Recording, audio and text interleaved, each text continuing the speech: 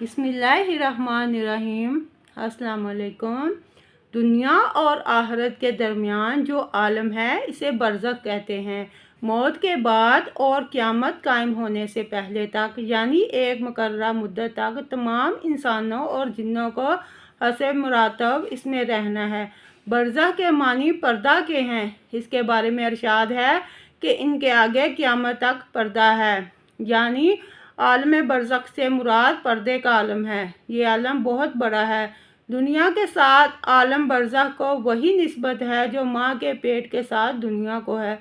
इस आलम में जज़ा और सज़ा का सिलसिला मौजूद है।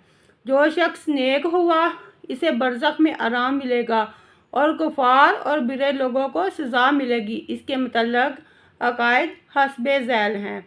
कब्र में तमाम काफरों और मुशरिकों और बाज़ अहले ईमान का अज़ाब में मुब्तला होना और ऐसे ही कब्र में फरमाबरदार लोगों को इनाम और सवाब मिलना बरहक और कुरान और सुन्नत से साबित है, क्योंकि हजूर सल्लल्लाहु अलैहि वसल्लम ने फरमाया है कि कब्र या तो जन्नत का एक बागीचा है या दोज़ख का एक गड़ा है।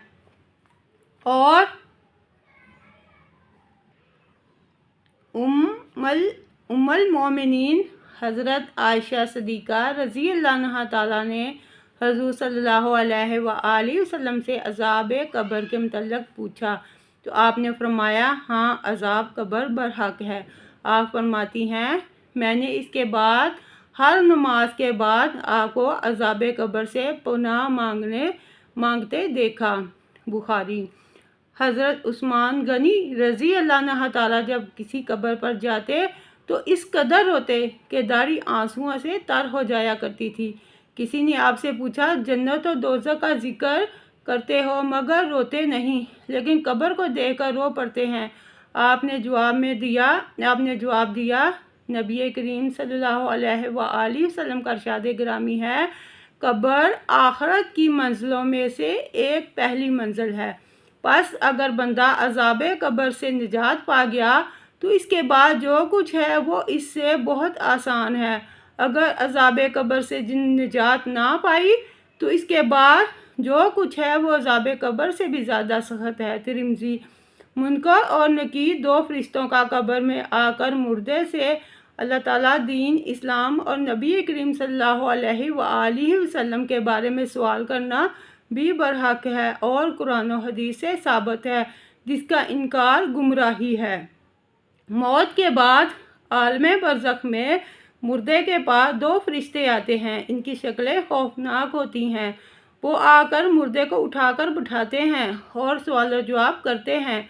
इसके मतलब हदीस पाक में है कि हजूर सल्लल्लाहु अलैहि वसल्लम ने फरमाया कि कब्र में मुर्दे के पास दो फरिश्ते आते हैं और इसे बिठाकर पूछते हैं, तेरा रब कौन है?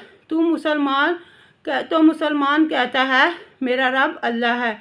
इससे पूछते हैं, तेरा दीन क्या है? तो वो जवाब देता है, मेरा दीन इस्लाम है। फिर पूछते हैं, ये कौन बुज़ुर्ग हैं जो तुम्हारे पास भेजे गए? तो वो मुसलमान जवाब देता है, ये अल्लाह ताला के रसूल हज़रत मोहम्मद सल्लल्लाहु अलैहि वसल्लम है। फिर वो फरिश्ते पूछते हैं कि तुझे किस तरह मालूम हुआ? तो वो जवाब देता है कि मैंने अल्लाह ताला की किताब कुरान मजीद में पढ़ा तो इस पर ईमान लाया और इसकी तस्दीक की। फिर हजूर सल्लल्लाहु अलैहि वसल्लम ने फरमाया, यही मानी है कि अल्लाह ताला ईमान वालों को मजबूत बात के साथ साबित कदम रखेगा। आपने फरमाया, फिर आसमान से आवाज़ आती है कि मेरे बंदे ने सच कहा, इसके लिए जन्नती बिस्तर बिछाओ, इसको जन्नती लिबास पहनाओ, इसकी कब्र में जन्नत की तरफ एक दरवाज़ा खोल दो। चनाचे जन्नत की तरफ एक दरवाज़ा खोल दिया जाएगा जिससे इसको जन्नती हवा और खुशबू आती रहेगी। इसकी कब्र को हद नज़र तक कुशादा कर दिया जाएगा।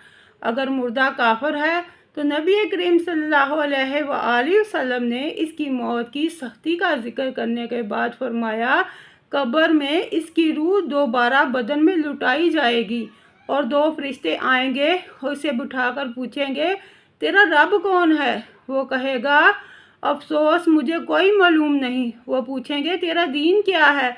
वो जवाब देगा हाय अफसोस मुझे तो ये भी मालूम नहीं। फिर वो पूछेंगे ये कौन बुज़ुर्ग हैं जो तुम्हारे पास भेजे गए? वो कहेगा हाय अफसोस मुझे तो कोई मालूम नहीं।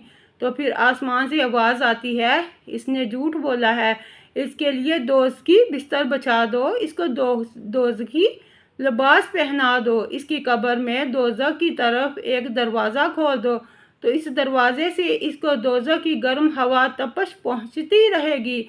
और काफिर की कब्र इस कदर तंग कर दी जाती है कि इसकी इधर की पसलियाँ इधर निकल जाती हैं। फिर इस पर एक अंधा बहरा फरिश्ता मुकर्रर कर दिया जाता है जिसके